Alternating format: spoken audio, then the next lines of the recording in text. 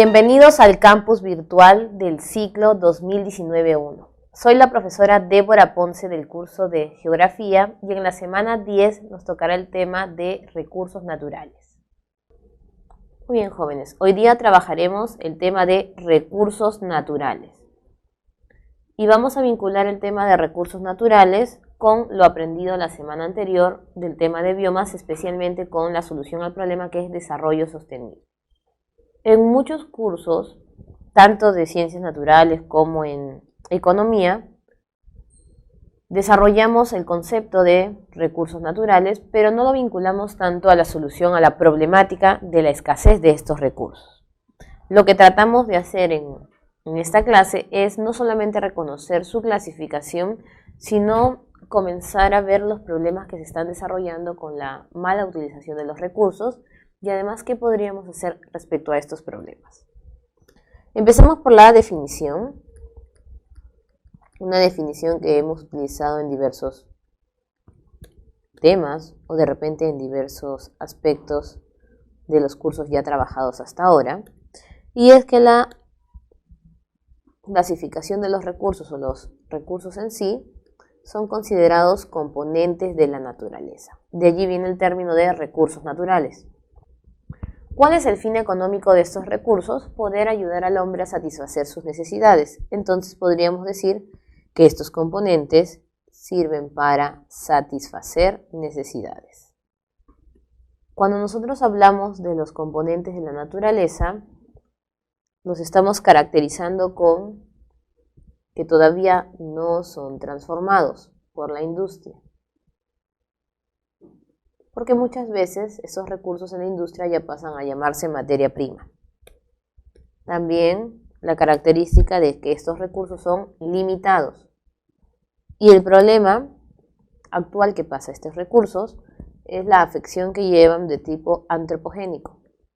Este problema antropogénico va relacionado con la afección tecnológica por la transformación en transgénicos, por ejemplo, y la depredación del hombre.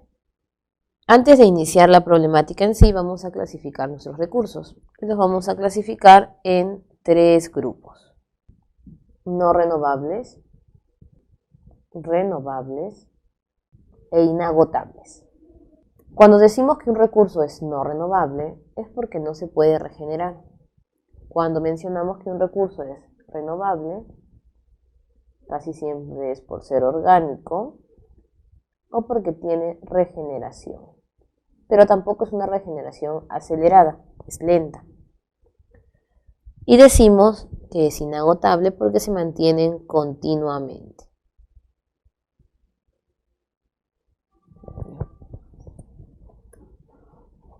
Dentro de la clasificación de recursos no renovables vamos a encontrar cuatro grupos. El primer grupo corresponde a los recursos metálicos. Luego tenemos el grupo de los no metálicos. Luego los energéticos fósiles. Y por último, los energéticos minerales. Como podemos darnos cuenta, en el tema de los no renovables encontramos siempre los derivados por minería de una u otra forma de clasificación. Como metálicos, por ejemplo, tenemos el oro, la plata, el hierro, entre otros. Como no metálicos encontramos grava, arena. Energéticos fósiles, petróleo, gas natural. Y energéticos minerales, radiactivos, urano, entre otros. Luego tenemos el grupo de los renovables, y dentro de los renovables también va a existir una clasificación pequeña de tres grupos. Tenemos primero los fijos,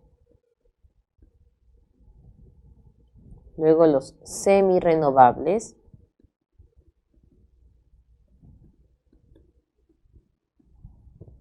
y por último los variables.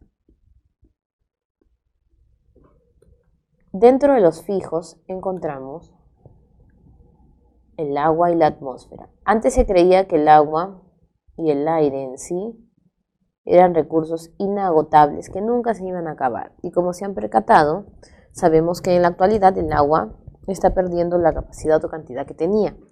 En este caso pasaron a ser renovables fijos, porque el ciclo del agua permite tener más y más agua, pero el hombre está depredando más agua de la que se regenera por este llamado ciclo del agua.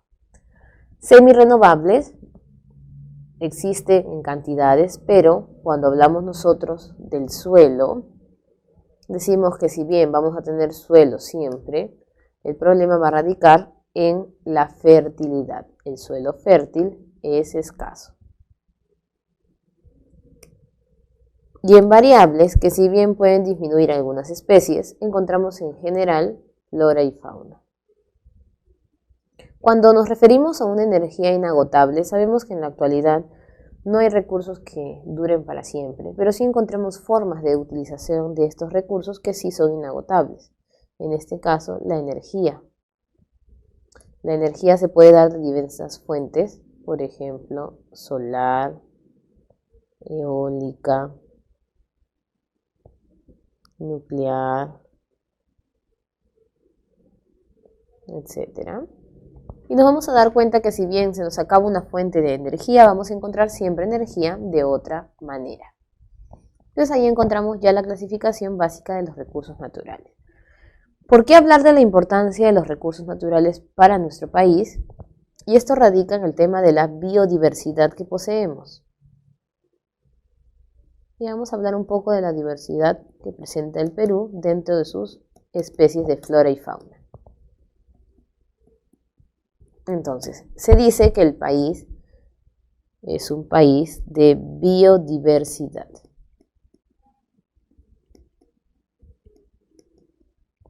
¿Por qué razón? Debido a que tenemos 28 de los 32 climas del mundo. Poseemos 84 de las 104 zonas de vida del planeta. Tenemos en nuestro país 70% de la diversidad de todo el planeta. Imagínense, casi todo el planeta se encuentra solo en nuestro país en pequeñas cantidades o porciones. Encontramos 25.000 tipos de especies de flora.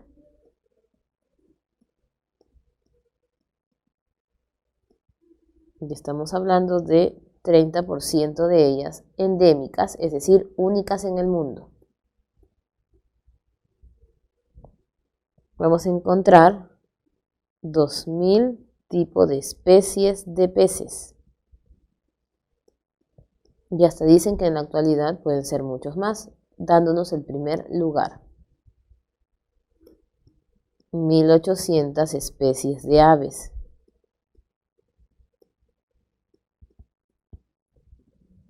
Obteniendo el segundo lugar luego de Brasil. 3.532 especies de mariposas, obteniendo el primer lugar. Encontramos en nuestro país 332 especies de anfibios,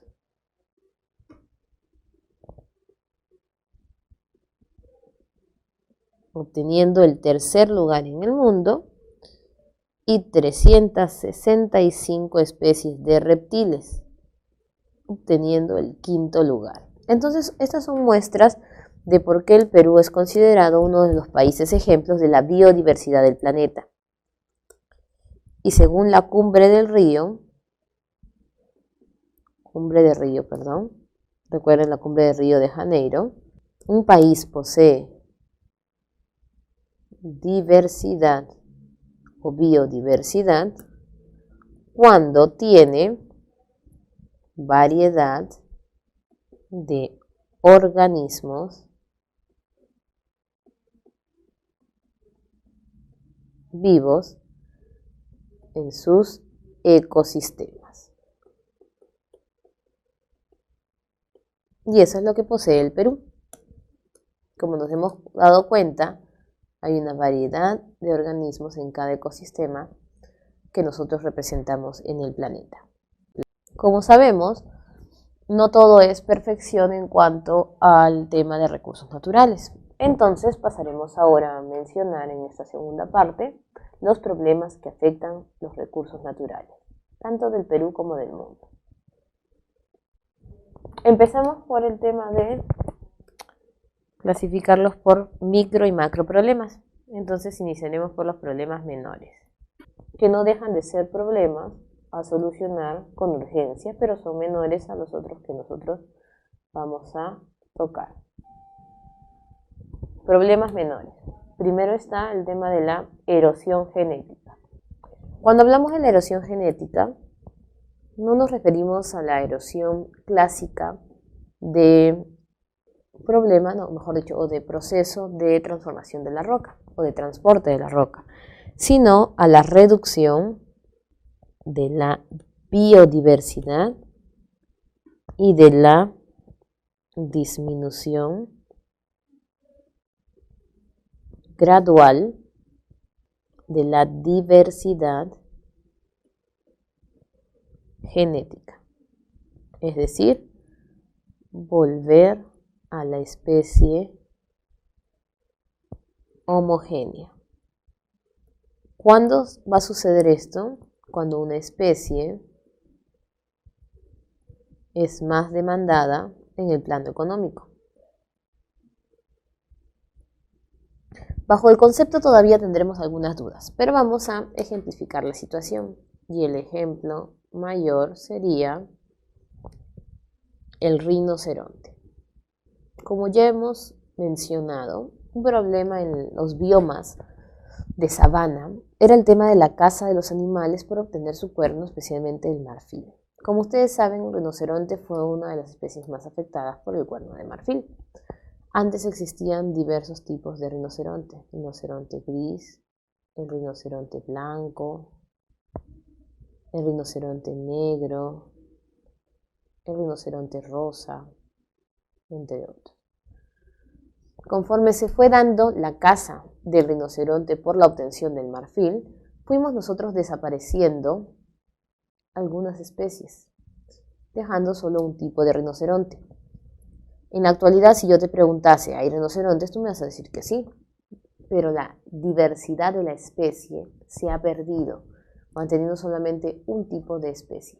Y en este caso, si el hombre sigue depredando, desapareceríamos por siempre esta especie de animal en el mundo.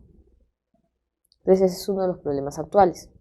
Un segundo problema pequeño, que igual se dan cuenta que son grandes, pero a comparación de los que vamos a ver después, estos son más pequeñitos.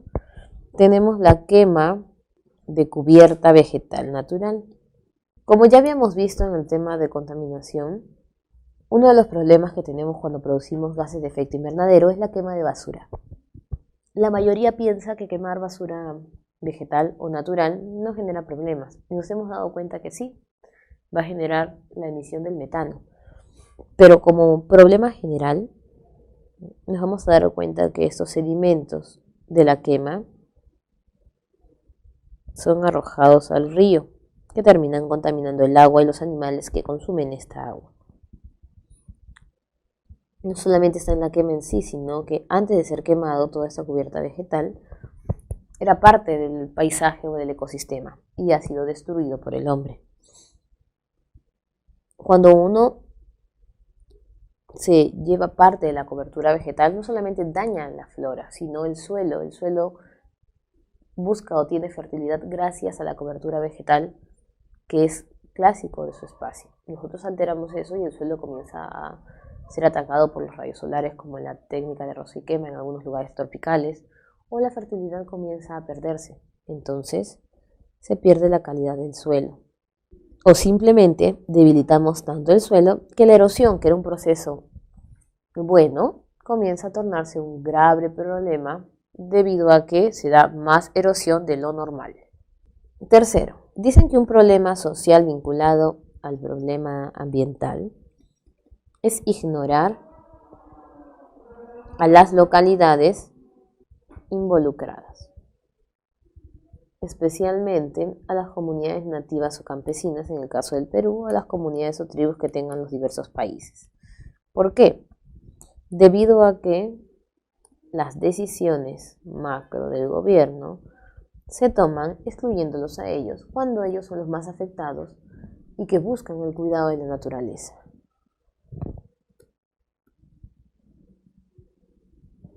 Y como cuarto punto tendríamos la contaminación en sus diversas expresiones.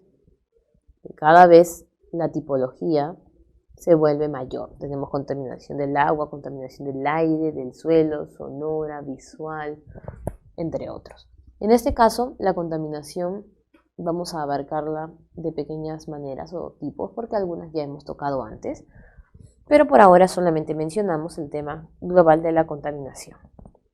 Muy bien, ahora pasamos a ver algunos problemas macros, problemas mayores. Aquí tendríamos muchos temas que trabajar, pero vamos a coger algunos importantes, como es el tema de la deforestación, la contaminación del agua, debido a que estamos ahorita en una escasez del recurso del agua. Y como un tercer punto, estaríamos tocando la desertificación. Empezamos por la deforestación. Siempre creemos que la deforestación es similar al tema de la tala. O muchas veces decimos el problema del hombre es la tala, y en realidad no lo es.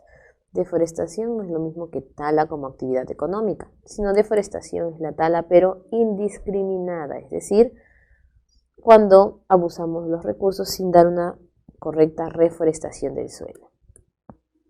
Si nosotros comenzamos a analizar el tema del Perú y el mundo, nos vamos a dar cuenta que nuestro país presenta altos niveles en los últimos 15 años. ¿Y por qué es tan grave este problema en el Perú? Porque nuestro país es considerado el reino de los bosques a nivel del planeta, teniendo 72 millones de hectáreas. Como datos curiosos, nuestro país presenta bosques secos en un desierto árido, y se dice todavía que es uno de los desiertos más áridos del planeta. En la costa tenemos bosques a pesar de estar en un desierto. Y también la importancia de los bosques húmedos en la Amazonía. Ustedes saben que nuestros bosques son únicos, no solamente por la cantidad de bosques que tenemos, sino porque estos bosques tienen la capacidad de absorber la contaminación mayor del planeta. Cuando uno libera o tala estos bosques, liberan más que todo contaminación. Pero si no talásemos los bosques, tendríamos una liberación y limpieza del oxígeno mayor en todo el planeta. Tenemos también la capacidad de producir más oxígeno que otras partes del mundo. Y lamentablemente, casi siempre los bosques de la Amazonía son afectados por la tala indiscriminada para la obtención de madera, para la construcción de algunas obras de gobierno o civiles, o también simplemente por la obtención del petróleo en la minería. Si queremos hablar de la cantidad de bosques que tenemos por número, estaríamos hablando de 6.800 especies de árboles. Muchos de estos son talados simplemente para la utilización de espacio porque solo 20 especies se comercializan como madera. Y si hablamos de tipología, el Perú tiene 7 tipos de bosques. El montano, nublado en la selva alta, el alto andino, en los queñuales o estepas del sur, el seco costero, en la costa norte, el húmedo premontano, en la selva alta y en los filos de la selva baja, el interandino, en los valles y cañones,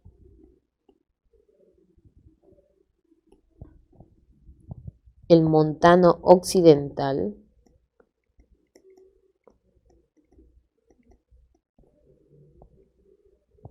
en la Sierra Norte, especialmente en lo que es ceja de sierra, la selva baja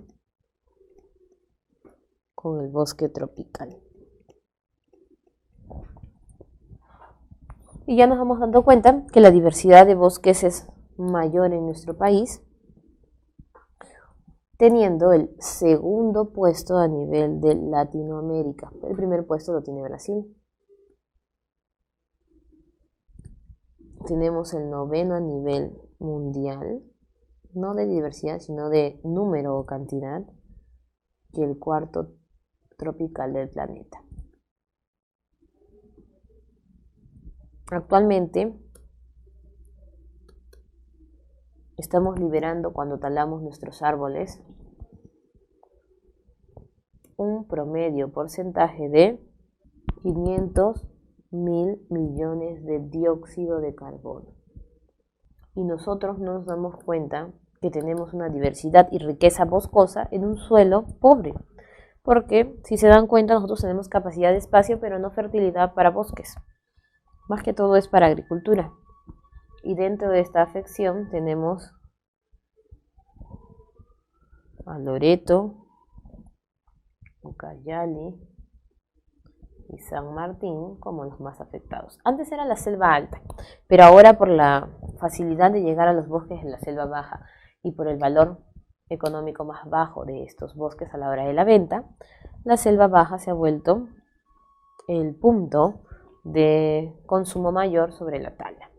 Si seguimos hablando de este tema de la reforestación, podríamos encontrar la matriz en lo que son causas, consecuencias y soluciones. Porque la idea del tema no es solamente encontrar la problemática, sino encontrar la solución. Muy bien. Entonces, nuestro problema tiene causas definidas, tiene consecuencias,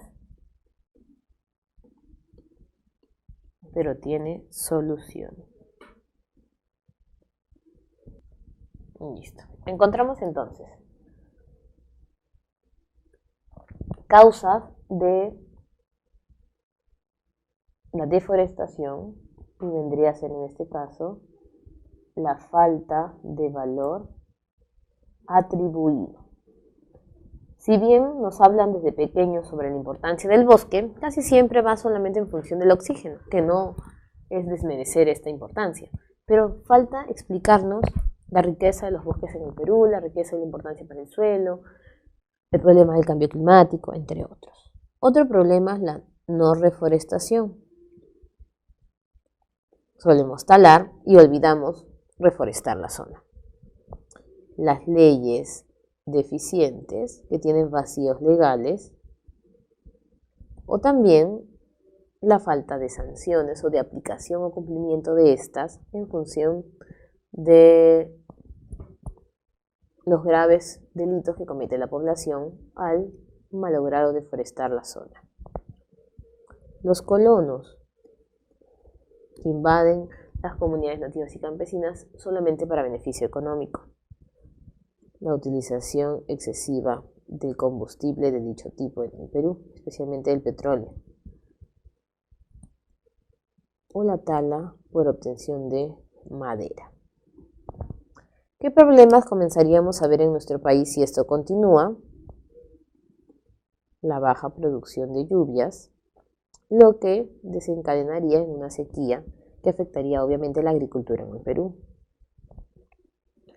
No se daría la evotranspiración correcta y no se cumpliría el ciclo del agua. Y esto acrecentaría más el calentamiento global. ¿Qué soluciones tenemos nosotros hacia este problema que ya se ha ido acrecentando? Primero, la reforestación. Es importante volver a sembrar árboles donde nosotros teníamos antes. En 1870 se dio la técnica del eucalipto para salvar la zona y ha funcionado hasta ahorita en muchos lugares. En 1960 se vio el tema crediticio y cobro de impuestos, pero aún así no funcionó como se quería. En 1980 se hablaba de un canon por tala, es decir, un impuesto que iba directamente a cubrir las necesidades de la región afectada. Por la COP20, recordarán ustedes, se habló del pacto por la madera legal, la creación del SERFOR, Servicio Forestal y de Fauna Silvestre para el cuidado de los lugares, capacitaciones a los colonos y a los pobladores, y además mayor dureza en aplicar las normas y leyes en nuestro país, porque existen leyes. El problema es que no se cumplen como nosotros quisiéramos. Y allí hemos trabajado ya uno de los problemas mayores dentro de nuestro país y también en parte del mundo. Ahora trabajaremos otro problema mayor, que en este caso corresponde a la contaminación del agua. Punto número 2, contaminación del agua.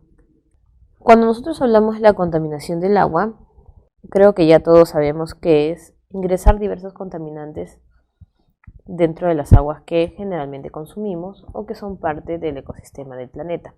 Pero vamos a ahondar un poco más lo que el hombre está haciendo, qué tipos de contaminantes está ingresando al agua, cuáles serían las consecuencias y de repente qué es lo que nosotros podríamos ir haciendo para solucionar este problema. El agua actualmente es utilizada de diversas maneras. Tenemos el uso doméstico.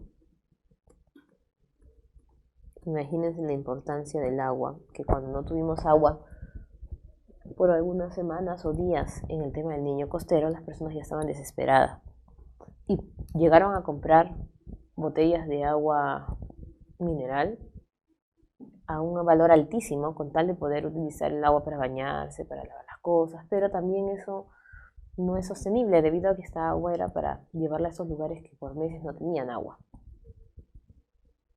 El tema industrial. ¿Ustedes alguna vez se han imaginado si nosotros utilizamos tanta agua en casa, cuánto utilizarán en las industrias el tema del agua? Energético. La producción de energía en las centrales hidroeléctricas. Imagínense, no tenemos agua, no tendríamos energía, aunque ya hemos encontrado fuentes alternas, porque menos del 50% actualmente es simplemente por central hidroeléctrica, las otras ya son por fuentes solares, eólicas, entre otros. Lo encontramos también como transporte, utilizamos ríos, lagos para poder movilizarnos y como fuente de comunicación. Se dice que hay un desbalance entre la producción de agua, lo que nos ofrece la naturaleza, lo que nosotros utilizamos, y a esto se le llama la fórmula del agua, de la oferta. Entonces, se dice que la oferta hídrica, es decir, que es el agua que encontramos en la actualidad en el planeta, el agua presente, es alterada por la demanda hídrica. En otras palabras, es el agua consumida, que en vez de arrojarnos un nivel positivo, nos arroja un estrés hídrico o falta de agua. Es decir, hay más demanda que oferta. Ustedes han podido escuchar el poema del Mundo sin agua. Hablamos de personas que no tenían con qué bañarse, mujeres que se cortaban el cabello por la falta de agua. Hablamos de niños que no conocían qué era una laguna, qué era la superficie boscosa porque no alcanzaba agua ni para poder regar, animales que se deshidrataban. Entonces, si bien la mayoría hasta ahorita piensa que bueno, en algún momento se va a acabar el agua, no lo ve como un problema actual y eso puede ocasionarnos más problemas conforme pasen los años. ¿Cuáles son los contaminantes que más utiliza el hombre a la hora que genera esta demanda hídrica? Tenemos los microorganismos patógenos que van a generar enfermedades. ¿Cuántas enfermedades podemos nosotros obtener por consumir agua contaminada? Imagínense, cólera, hasta en el caso de cuando aparecen mosquitos, el dengue, tifoidea, entre otros. Desechos orgánicos.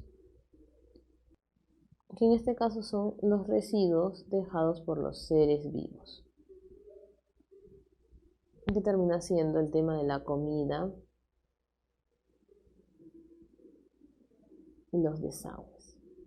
Uno de los problemas mayores que tiene el Perú es la solución del tema de los desagües. El hombre más contamina, más problemas tiene en función de no la adquisición del agua, sino los atoros de los desagües. Las personas no saben cuidar los desagües. Ingresan los desperdicios de la comida en el caño, no lo ponen en el basurero, ingresan todo por el inodoro y jalan la palanca. Terminan de cocinar o freír algo y el aceite lo ingresan en el caño. Estamos hablando también del tema de el agua caliente, cuando colan los fideos, todo lo hacen en el caño y eso termina dañando las tuberías. Todo eso llega al río. Imagínense que existen ciertos alimentos que crecen en las márgenes de los ríos, por ejemplo las fresas. Las fresas por eso hay que lavarlas muy bien, está la col, la lechuga, los camarones que han sido llevados a un cuidado artificial debido a que el mismo organismo de estos animales estaba totalmente contaminado. Luego hablamos de sustancias químicas inorgánicas, como son los relaves mineros, que van a llevar al agua ácidos, sales, minerales, entre otros. El exceso o alteración, también porque a veces no es tanto el exceso, sino la disminución de los nutrientes vegetales inorgánicos. En este caso, las algas. Los compuestos orgánicos, que son los llamados derrames o lavados. Las personas ingresan al río a bañarse, dejan el detergente, lavan ropa o el petróleo de los barcos, de las empresas, la gasolina, todo eso termina en las fuentes de agua. Sedimentos, basura, arena, piedras, entre otros. Fuentes radiactivas. En este caso, el uso de pesticidas, tanto en la agricultura como en la contaminación directa del aire y el suelo en relación al agua. Ahí se van a dar muerte de ciertas lombrices que se encargan de hacer el equilibrio del suelo y hongos que nos van a curar, y más bien vamos a adquirir enfermedades diversas. Luego tendríamos nosotros la fuente térmica, el exceso o uso de la energía obtenida por el agua. Y también hablamos nosotros de los temas de filtración, que es en este caso la relación con la deforestación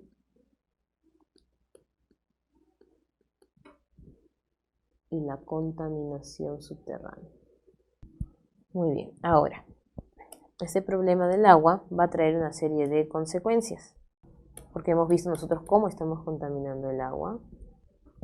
Las consecuencias más notorias son las muertes de animales, flora y personas, enfermedades diversas, una menor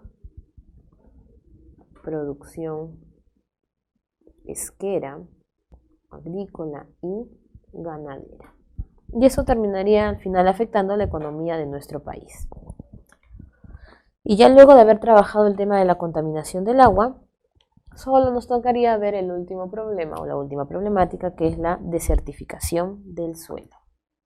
Un problema muy sonado en la actualidad. Lo primero que tenemos que hacer es diferenciar desertificación de desertización. Si bien se utiliza muchas veces como sinónimo, hay una diferencia muy sonada en quien lo provoca. La desertificación es netamente antropogénica, mientras que la desertización es natural.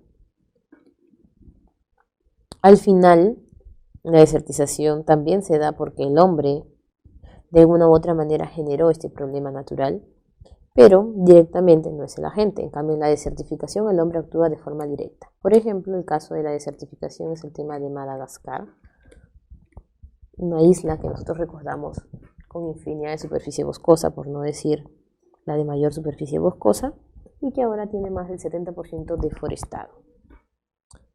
Y eso ha ocasionado que el suelo deje de tener fertilidad y recién se está recuperando. Y en el tema de la desertización, España tiene problemas actualmente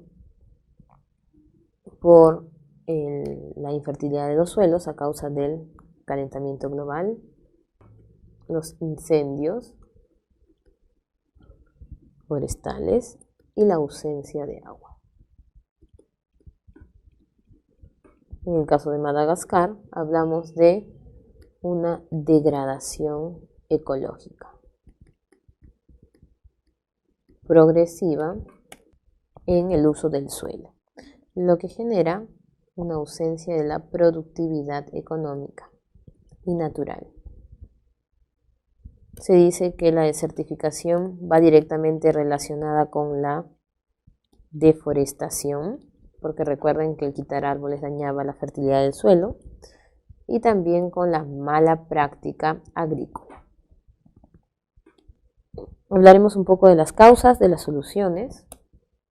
En el tema de las causas tenemos el monocultivo. Recuerden que un suelo no puede tener un solo cultivo natural, tiene que ser rotado. El tener solo un producto puede dañar el suelo. Por ejemplo, si solo nos dedicamos al arroz, la cantidad de agua que se utiliza para el arroz va a terminar mojando tanto el suelo que el suelo no va a servir. La ruptura de tanques subterráneos. Si se dan cuenta, no siempre la desertificación es por la ausencia del agua, sino por el exceso de agua también en el suelo. La basura, tóxicos o sedimentos. Las filtraciones de relleno sanitario, es decir, de basura también. Tenemos luego el tema del sobrepastoreo, el exceso de animales por ganadería. La lluvia ácida, que ya la habíamos tocado,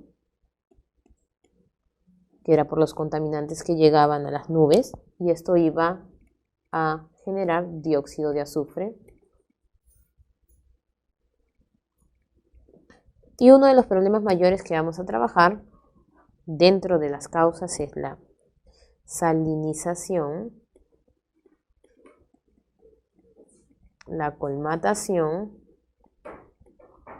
y el mal drenaje.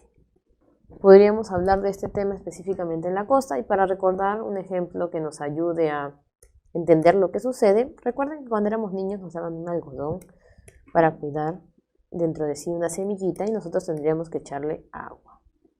Habían diversos casos. Aquel niño que echaba más agua de lo normal, el niño que no echaba agua y el niño que echaba el agua correcta. El niño que echaba más agua de lo normal llenaba tanto de agua el algodón que el algodón no permitía que la semilla crezca de manera correcta. El niño que no echaba agüita, el algodón tampoco podía ayudar a crecer a la semilla porque la semilla no tenía contacto con el agua. Pero el niño que echaba el agua de manera correcta permitía hacer crecer la semilla y dar fruto.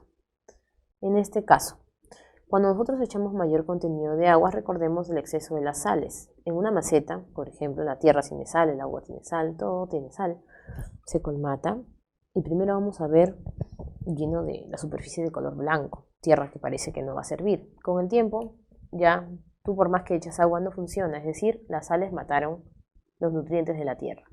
Cuando no echamos agua también es un problema, se supone que la planta necesita agua.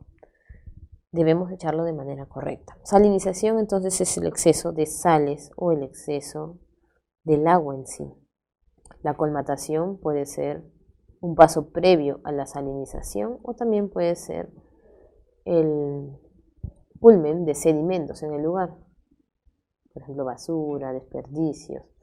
Y el mal drenaje, estamos hablando de las tuberías o las formas de hacer el riego.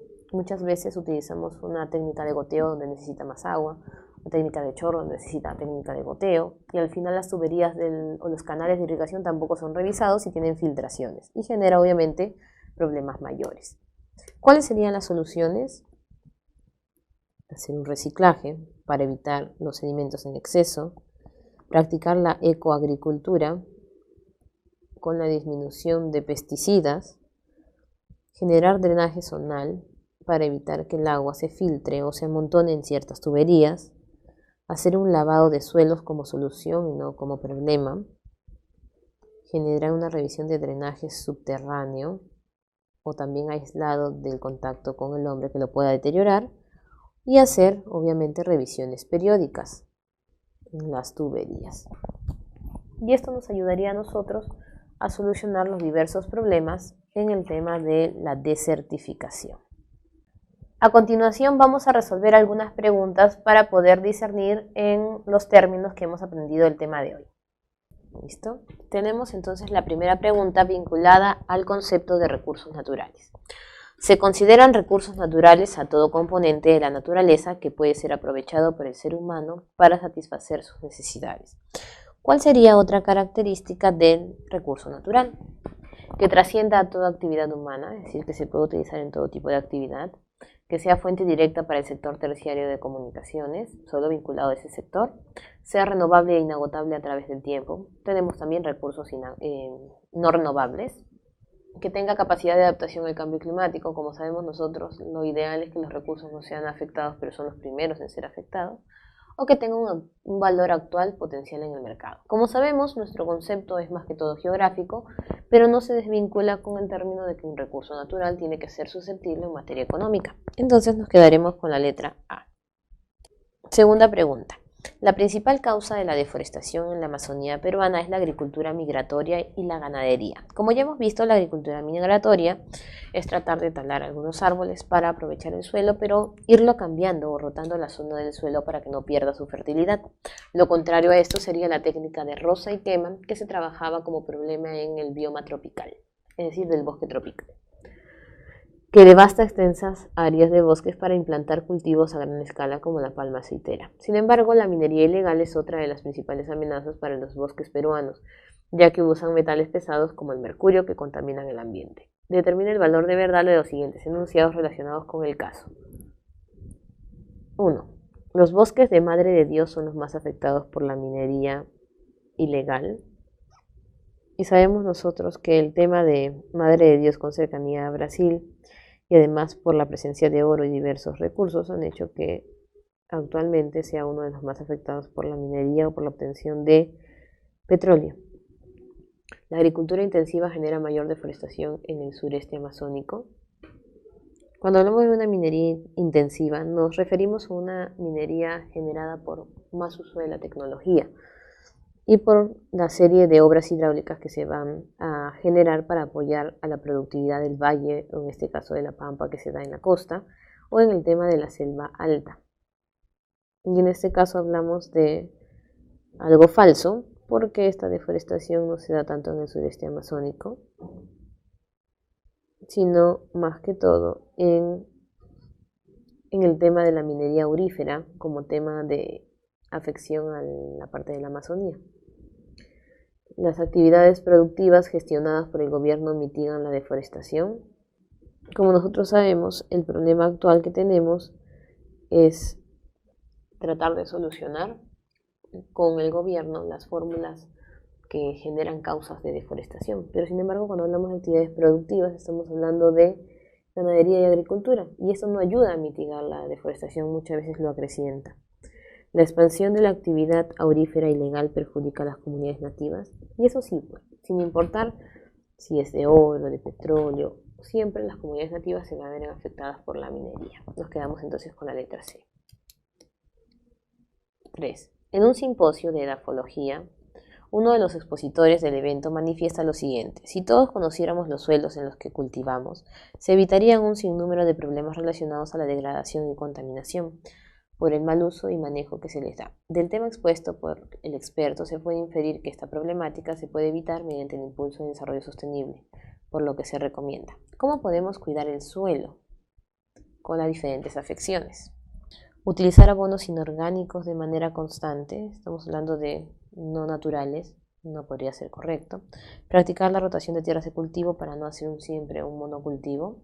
Impulsar trasvases para garantizar la productividad. Sabemos que es llevar agua a un lado, es generar mayor actividad hidráulica.